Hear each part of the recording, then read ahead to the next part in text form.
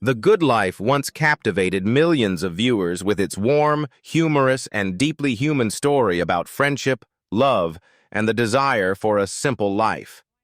Yet behind the scenes lay tragedies that left fans shocked. Some quietly passed away in pain, while others carried secrets never revealed. Today, let us uncover those heartbreaking stories. Paul Eddington as Jerry Leadbetter. Paul Clark Eddington was born on June 18, 1927, in St. John's Wood, London, England. When he was 48 years old, he became well known for playing Jerry Leadbetter in the sitcom The Good Life, the polite, somewhat pompous neighbor who always stood in contrast to the Tom Good family. This role made him one of the most familiar faces on British television in the mid-1970s. Beneath his calm and humorous exterior, Eddington's life held silent sorrows. His first marriage ended in turmoil when he divorced Patricia Scott, the mother of his 3 children, a breakup that left him deeply hurt. On top of that, he endured a rare form of skin cancer known as mycosis fungoides for many years. The prolonged physical and emotional pain was like an unending nightmare, pushing him into difficult days filled with loneliness and helplessness.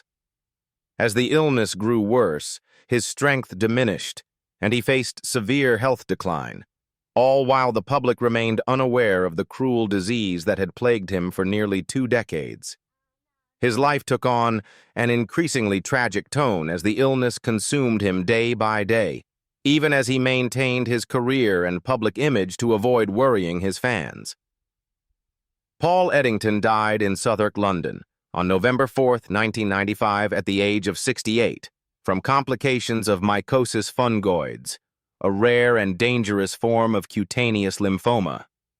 He left behind an estimated net worth of about $2 million USD, earned through years of tireless work in theater and television, particularly through his performances in The Good Life and the political sitcoms, Yes, Minister, and Yes, Prime Minister. His artistic and personal legacy continues to live on in the hearts of audiences across the UK. Richard Briers as Tom Good. Richard David Briers was born on January 14, 1934, in Merton, Surrey, England. When he was 41 years old, he took on the role of Tom Good in the sitcom The Good Life, a man determined to leave behind the modern pace of life and, together with his wife, build a challenging, self-sufficient lifestyle. This role not only brought him fame, but also left a deep impression on audiences with his simple yet steadfast character. Although his career flourished, Briers' personal life went through many hardships, particularly in marriage and health. He married Anne Davies, his life partner for over half a century, and together they had 2 daughters. However, many years of smoking, a habit hard to break, led to severe emphysema, which caused his health to decline more and more, becoming both a major physical burden and a heavy psychological challenge in his later years. The pain deepened when his wife of 56 years passed away just a few months before him, plunging Briers into profound depression. Still, he made efforts to warn the public about the dangers of smoking. Over nearly 50 years of dedication to the arts, he accumulated an estimated net worth of about $5 million USD, leaving a lasting legacy through television, stage, and animated voice roles. Richard Briers passed away on February 17, 2013, at his home in London at the age of 79.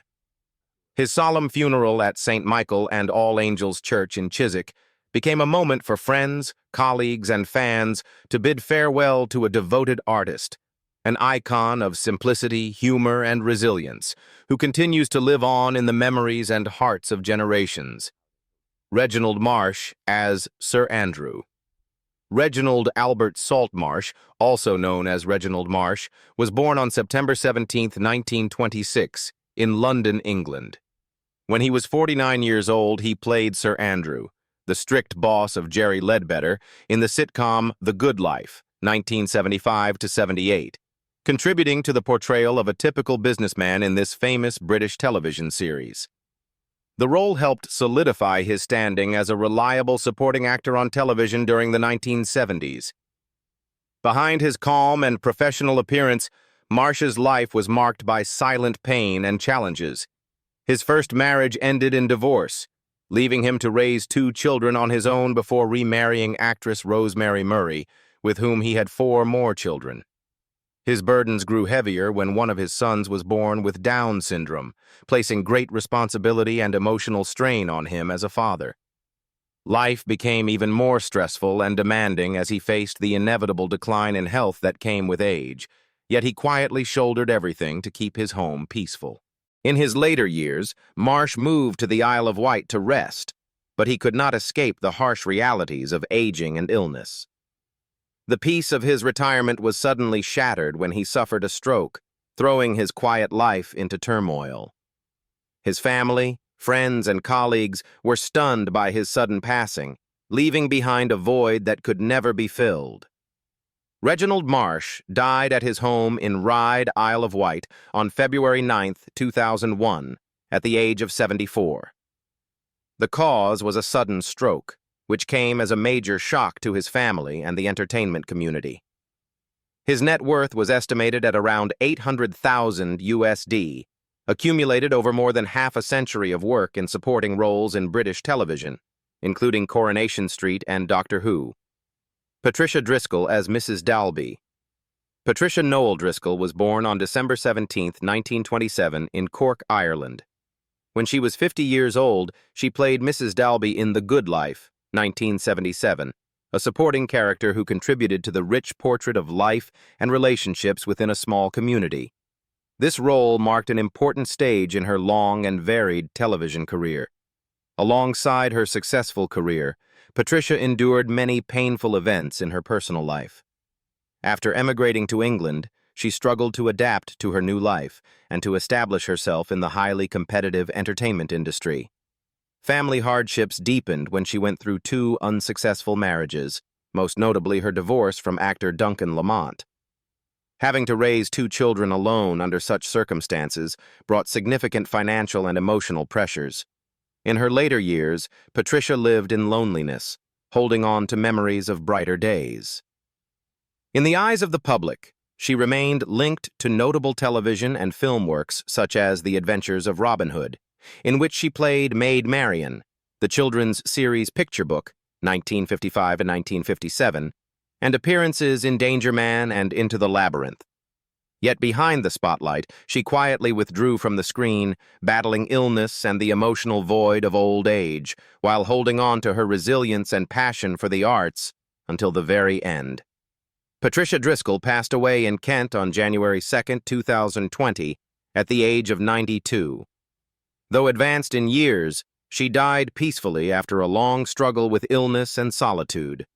Her net worth was estimated at around $1 million USD, accumulated through a rich acting career with standout roles such as Maid Marian in The Adventures of Robin Hood and Mrs. Dalby in The Good Life.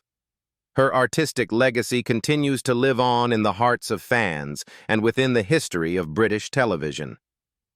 George Cole as Mr. Downs. George Edward Cole was born on April 22, 1925, in Tooting, London, England. When he was 53 years old, he appeared in The Good Life as Mr. Downs, a bank manager in a 1978 episode. Although the role was small, it added a touch of charm to the hit sitcom.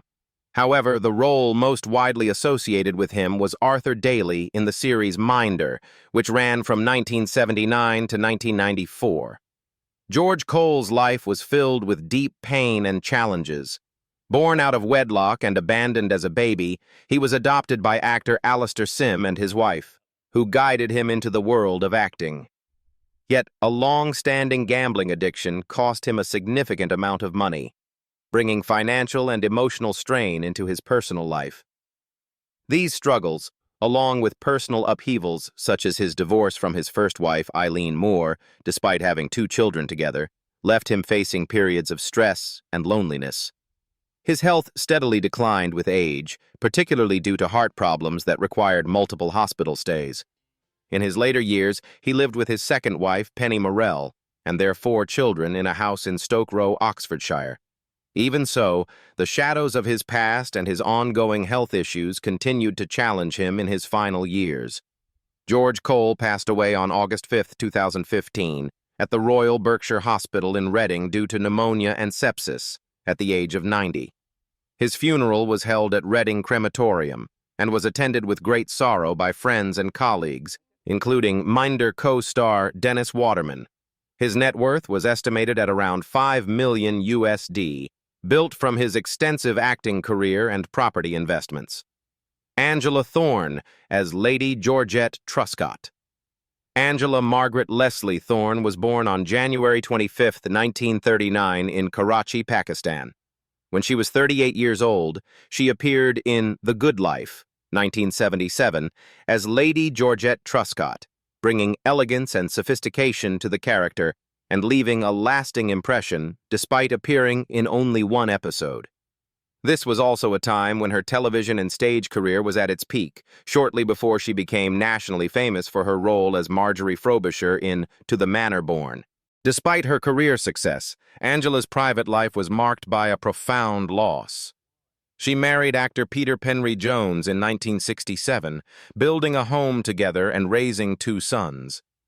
But tragedy struck in 2009 when Peter passed away after battling heart disease, leaving her to raise their children alone and face the emptiness of losing the partner she had shared more than 4 decades with. His passing plunged her into a period of deep sadness, though she still tried to maintain a strong image in public. Angela continued to devote herself to the arts, appearing in many memorable works such as The BFG, 1989, in which she voiced Queen Elizabeth II, as well as 3 Up, 2 Down, Midsummer Murders, Foyle's War, and Heartbeat. Yet behind the bright lights of the stage were the quiet evenings at her Battersea home, where she lived surrounded by memories of her late husband and the roles that had defined her career. Each time she stepped onto the stage, she found a measure of comfort. But when the curtain fell, loneliness would return. Angela Thorne passed away peacefully at her home in Battersea on June 16, 2023, at the age of 84, after a long life dedicated to stage and screen. Her net worth was estimated at around $2 million USD, primarily from her role as Marjorie Frobisher in To the Manor Born and her stage achievements. She leaves behind a rich artistic legacy and the image of a gifted artist who remained strong in the face of loss and the passage of time. Timothy Bateson as Arthur Bailey. Timothy Dingwall Bateson was born on April 3, 1926 in London, England. When he was 50 years old, he appeared in The Good Life, 1976, as Arthur Bailey, bringing a touch of light-hearted humor to the show. This was only a small highlight in a career that spanned decades, during which he worked across theater, television, and film, endearing himself to audiences with his subtle performances and distinctive voice. Although he came from a well-educated background and a comfortable family, Bateson's life was not without its ups and downs. He lived through the period of World War II, witnessing the losses and turmoil of an entire generation. In later years, declining health forced him to cut back on work, costing him many acting opportunities.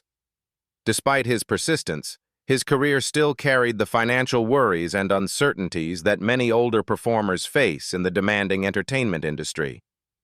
In 1953, he married actress Sheila Shand Gibbs, and the couple remained together for life, raising 3 children. Their enduring marriage ran parallel to his artistic journey, from roles like his appearance in the Doctor Who serial The Ribose Operation to voicing Kreacher in Harry Potter and The Order of the Phoenix. The steadfast support of his wife and children helped him overcome professional challenges, especially as his health began to fail, allowing him to maintain his passion for performing. Timothy Bateson died in London on September 15, 2009, at the age of 83, after a period of declining health. His net worth was estimated at around $500,000 USD, earned over decades of acting, stage performances, and voice work. He left behind a rich artistic legacy and is remembered by colleagues and audiences as a dedicated artist who endured life's challenges with resilience to remain true to his craft. Tony Selby as Sam. Anthony Samuel Selby was born on February 26, 1938, in Lambeth, London, England. When he was 37 years old, he appeared in the sitcom The Good Life, 1975, in a supporting role at a time when television audiences widely recognized him for his portrayal of Corporal Percy Marsh in Get Some In. This role, along with numerous other television appearances in the 1970s, helped Selby establish his name and expand a career that spanned more than 7 decades. Born into a poor family in Lambeth, Selby's childhood was shaped by cramped housing estates and his parents' hard work to make ends meet. He took up amateur boxing before finding his way into acting, a path that was far from easy as he had to overcome prejudice and a lack of resources to find opportunities. Through perseverance, he made it to the West End stage and appeared regularly on screen, though behind the spotlight were quiet sacrifices and the loneliness of an artist devoted to his craft for a lifetime. Tony Selby left a mark with many memorable roles, from Sabalom Glitz in Doctor Who to charming performances in Minder, EastEnders, and numerous other television series. However, as age and declining health caught up with him, he gradually withdrew from acting and lived a quieter life. When the COVID-19 pandemic struck, he became one of its victims, passing away suddenly without his family by his side to say goodbye. A heartbreaking end for a performer who had devoted his entire life to his audience. Tony Selby died in Bayswater, London on September 5, 2021, at the age of 83, due to complications from COVID-19. His passing left great sadness among colleagues and fans everywhere. His net worth was estimated at around $1 million USD, mainly from his roles in Doctor Who, Get Some In, and Minder. Even in death, he is remembered as a versatile, good-hearted actor who persevered through adversity to live fully for his art. Noel Howlett as Mr. Wakely. Noel Howlett was born on December 22, 1902, in Maidstone, Kent, England. When he was 74 years old, he appeared in The Good Life, 1976, as Mr. Wakely, a slightly eccentric gardener, leaving a memorable impression with his charming and gentle humor. This role was just a small part of a long career in which he worked across stage, television, and film, bringing to life many distinctly British characters. Howlett's life spanned the turbulent events of the 20th century, having lived through both world wars. These historic upheavals left a deep mark not only on his personal memories, but also on the way he portrayed his characters. Entering the theater world in the 1930s, he quickly proved his talent with numerous roles large and small, but behind the success were years of tireless dedication to his craft, often facing the harsh realities of acting and the pressure of making a living. He was especially beloved by audiences for his role as the bumbling headmaster Maurice Cromwell in Please Sir, an iconic 1970s television series, as well as for memorable appearances in The Avengers, Man in a Suitcase, and the film The Winslow Boy, 1948. Though he was never an A-list star, Howlett maintained a secure place in the hearts of viewers through his dedication, approachable personality, and authentic acting style, helping to define vivid supporting characters on screen. Noel Howlett died on October 26, 1984, at the age of 81, closing the curtain on a career that lasted more than half a century. His net worth was estimated at around $200,000 USD, mainly from his many supporting roles in television and theater. He is remembered as a veteran performer who lived through both war and the golden age of British television, leaving behind a modest but meaningful legacy. Moira Fraser as Felicity. Moira Fraser was born on December 3, 1923, in Sydney, Australia, into a well-off family, but her career would be shaped on the other side of the world. In 1924, her family emigrated to England, and as a teenager, she won a scholarship to Sadler's Wells Ballet. From there, Moira entered the world of the arts with a burning passion, beginning with classic ballet roles such as Giselle and The Sleeping Princess, before moving into theater and musical performance. Not only was she a talented dancer, Moira also proved her abilities in drama, appearing in major stage productions such as The Country Wife and As You Like It. In the 1960s and 1970s, she was a fixture on the London stage, notably performing in No Sex, Please, We're British for a remarkable 4-year run. Her elegance, poise, and stage presence became her hallmark, making her transition to screen acting seamless. Her television breakthrough came when she appeared in The Good Life, 1975, at the age of 52, followed by long-lasting fame as Penny in As Time Goes By, 1993 to 2005, a character that combined humor with refined charm. Alongside her busy career, Moira experienced 3 marriages, including a period with writer Douglas Sutherland, the father of her daughter, and later with playwright Roger Lubbock, with whom she had 2 sons. Despite the competitive nature of show business, Moira found happiness and stability in her family life. In her later years, Moira Fraser battled Alzheimer's disease, which gradually and painfully took a toll on her health, causing great sorrow to her loved ones.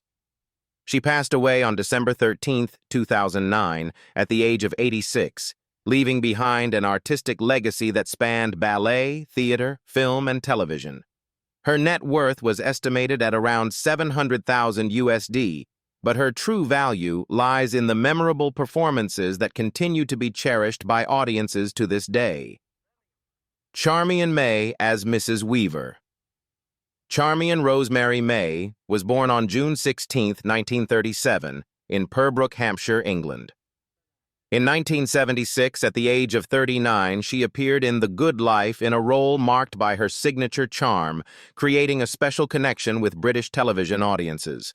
Though not a leading star, her presence always brought life and subtlety to the scenes she was in.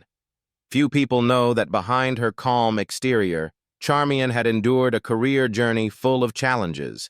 As a supporting actress in a fiercely competitive industry, she had to work tirelessly to prove her worth in every scene and every line of dialogue. Each role, no matter how small, was the result of perseverance and unwavering love for her craft, qualities that few could maintain over decades.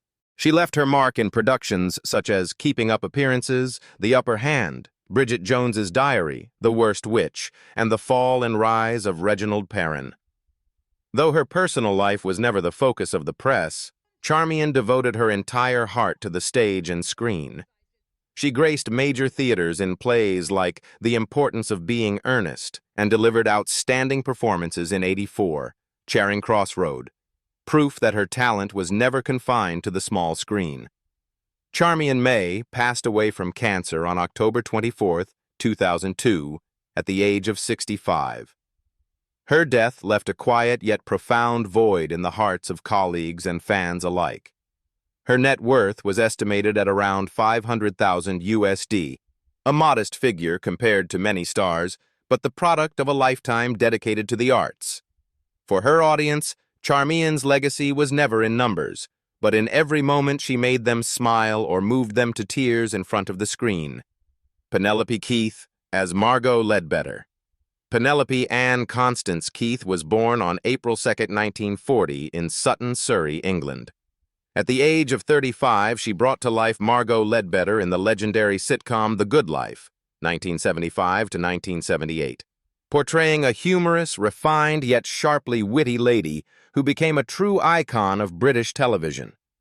The success of this role quickly placed Penelope among the most beloved actresses in the country, ushering in a brilliant chapter in a career that has spanned decades. Few people know that behind Margot Leadbetter's elegance and charm lay a life story far from smooth. Her father left when she was still a baby, and Penelope's childhood was marked by instability, moving between Clacton-on-Sea and Clapham, with her mother as her only source of support.